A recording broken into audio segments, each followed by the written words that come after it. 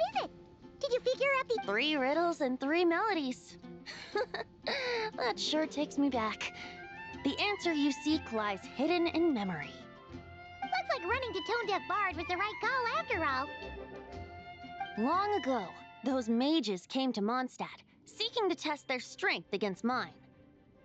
But I replied, let us make music, not war, and resolve our So I strummed my lyre and sang them this verse.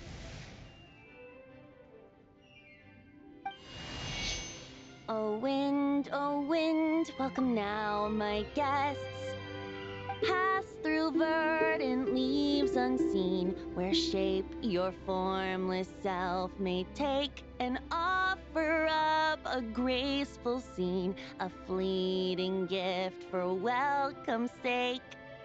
Leap at the edge of a sea of clouds, where land meets sky and sky meets ground. There frighten off the noisy crowds and bring my guests a calm profound. Fly beneath the stars up high, where mortal noise is swept aside, that my dear guests with starry eyes may share the dreams they hold inside. Now go to where I vowed to keep a quiet spot for them to sleep. No clash, no contest bars the way, just tea and mirth to fill the day. There you have it, the 3 melodies. As for the answers to those... The woods, the edge of a cliff, and the sky? Correct! Funnily enough, your mother was also the first to solve it, all that time ago. There must be some kind of special rapport between those who write stories and those who sing them. The woods, a cliff, and the sky. Oh! So that's where it is! I suppose the spot that answer points to is where you're headed next.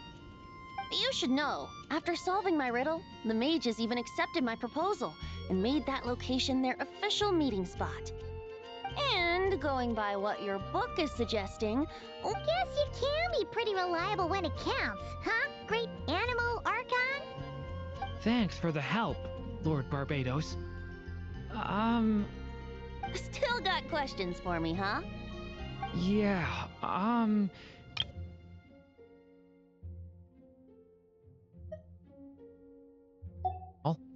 In your experience, why might an author consider a story unfinished? Unfinished? Well, I guess if there's something left to accomplish in the story, or, if the last line goes, to be continued. Huh? Wow, your helpfulness lasted for like 1 second.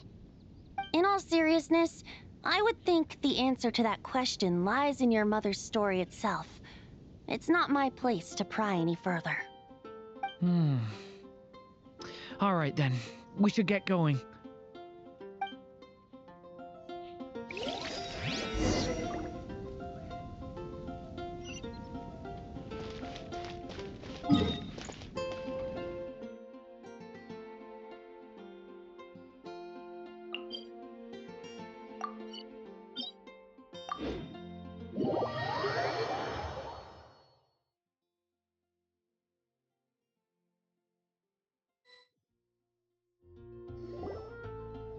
Okay, we're here! Now, we just need to play the 3 melodies, and we should be able to gather the memories for the next chapter, right? A musical performance? Huh. Out of all the things Miss Lisa has taught me, that's the one I'm worst at.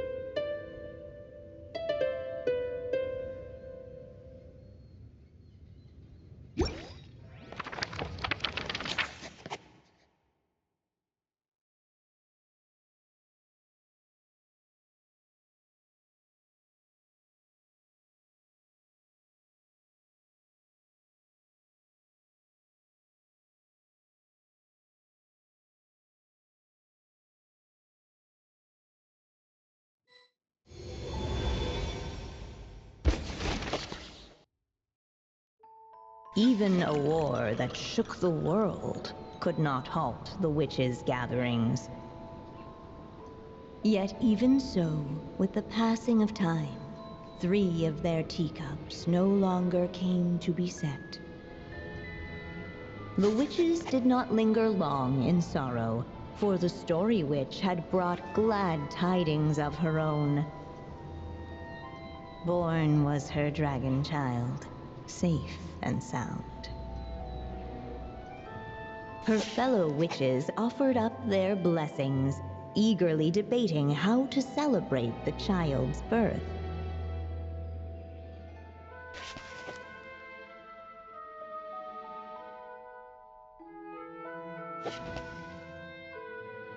In the end, they settled on the most vibrant balloons they could find.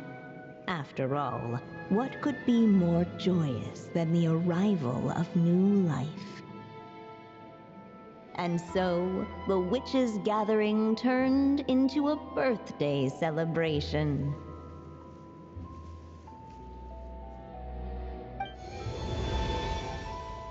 So, we're back in the story world, huh? As if from nowhere, new guests appeared at the witches' table. Perhaps they too had come to celebrate the dragon child's birthday. Yet while everyone else was busy thinking about what kind of gift to offer, these 3 seemed to have come empty-handed. Hardly the recipe for a warm welcome to a birthday party, now is it? A gift? Hey, what's this all about? We only just found out this was a party. While the guests voiced their complaints and grievances, perhaps they should have been wondering what kind of gift to give instead. So, we need to bring a gift to advance the story? Where are we supposed to get something like that? Perhaps it would be a good idea to... Why didn't you just say so?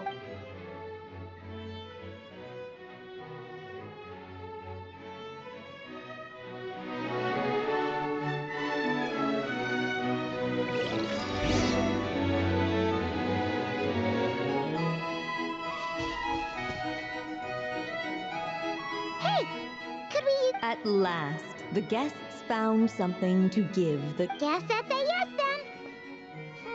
Still, the guests wondered what kind of gift might the... Should they put a warrior's sword in his hand and send him out on an unstoppable quest to save the world?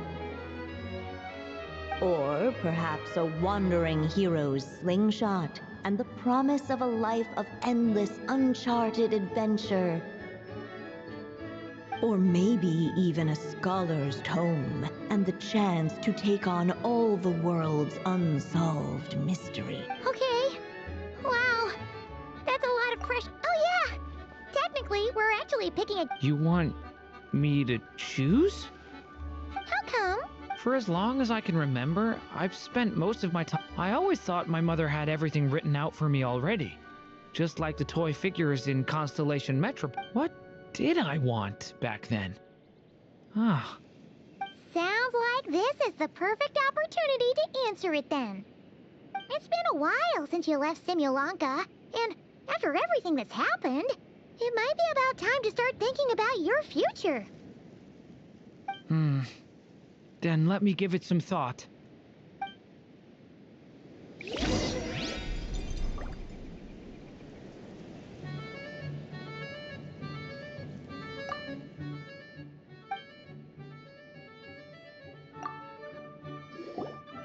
In the end, the guests settled. So you're the scholarly type, huh?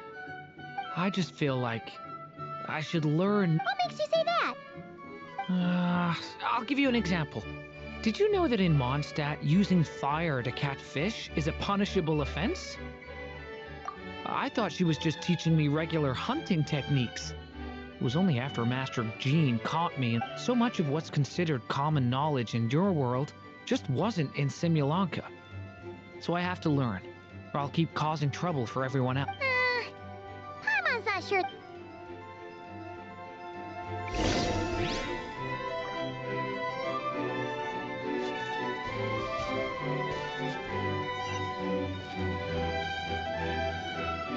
Alright, they should let us in now that we've got it. Hello there. Brought a gift. The newly arrived guest presented his gift.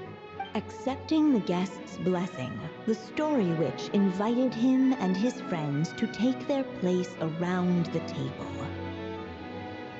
Finally, she could introduce them all to her dragon child, telling all in attendance about the moment of his hatching, and of course, the name he'd been given. It was then that the Seer Witch, diviner of the stars, withdrew her gaze from the heavens and turned a sorrowful glance upon the little dragon. You gave him the same name as that evil dragon? That's right. But the life I intend for him shall be very different. What folly to love so blindly. For as you must know, a name is the mirror of destiny itself. He who bared his fate has been foretold. Then I'll rewrite it. The witches at the table fell silent, for they knew the Seer Witch's words had never once proven wrong. Yet, just as clearly, they recognized the... At last, the Merry Witch stepped forward, dispelling the uneasy silence.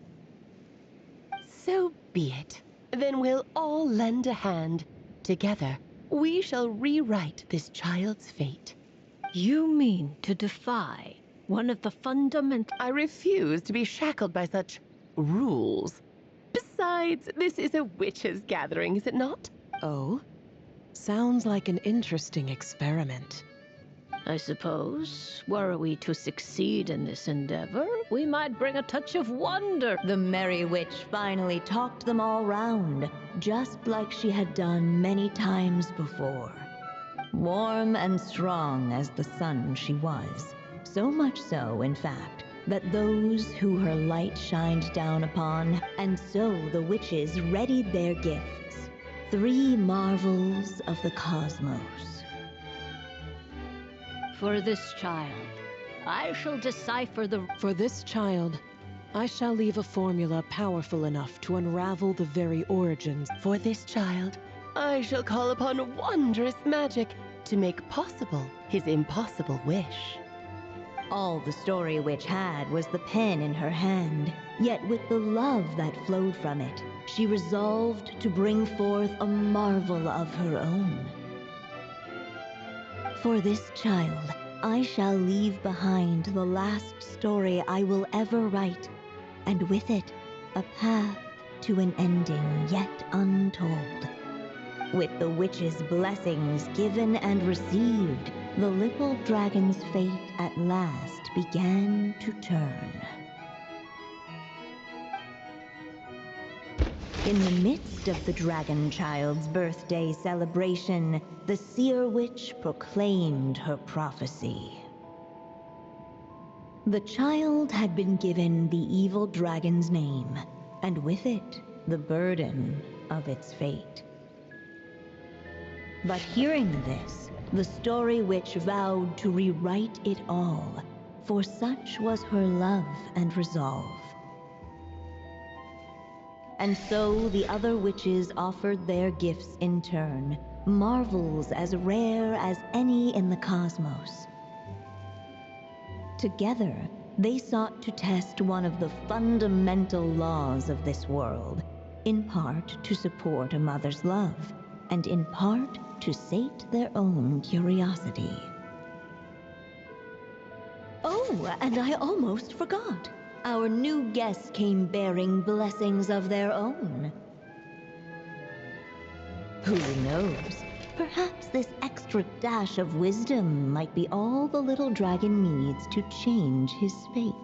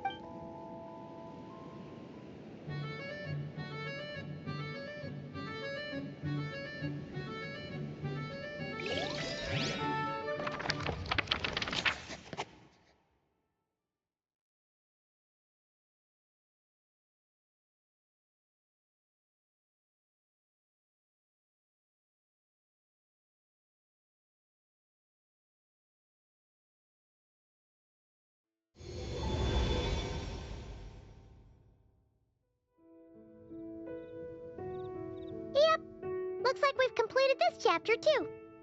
Those witches in the story were the mages at the Hexen Circle, right? They sure seem to care a lot about you, Durin. But, Paimon kinda had trouble following their conversation.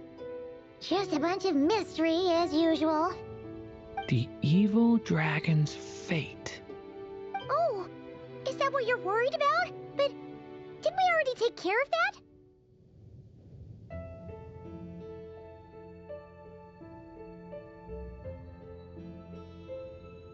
Ah. Also, I was just... Oh, it feels less like we're filling in the gaps and more like we're adding something new altogether. But we use the ink, right? And the book hasn't given us any more clues, so that must mean our task is complete.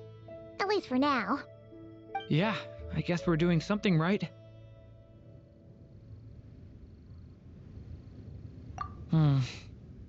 Maybe I'm... Anyway, thanks for all your help.